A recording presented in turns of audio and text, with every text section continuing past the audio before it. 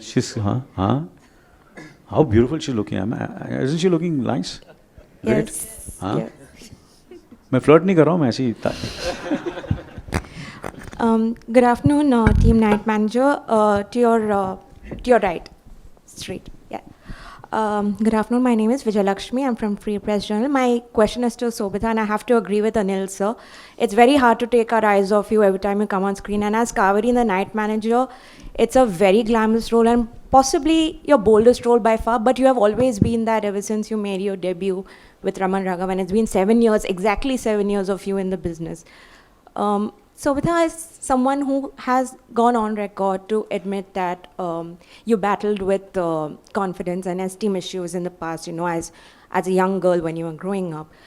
What do you tell yourself when you have to play characters that you usually do in your films and shows? Because these are very bold, unabashed, unapologetic women that you portray on screen.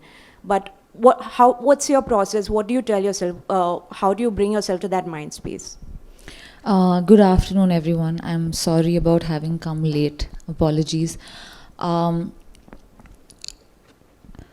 Actually, the word battle is very strong.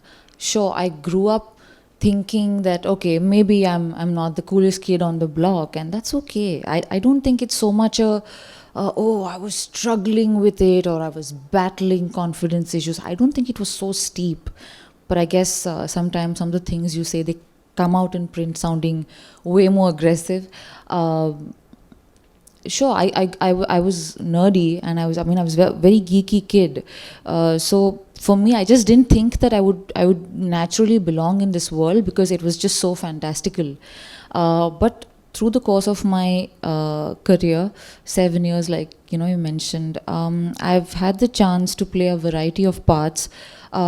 Some pretty looking characters, some not, and I think so much is also about connecting with their conflict.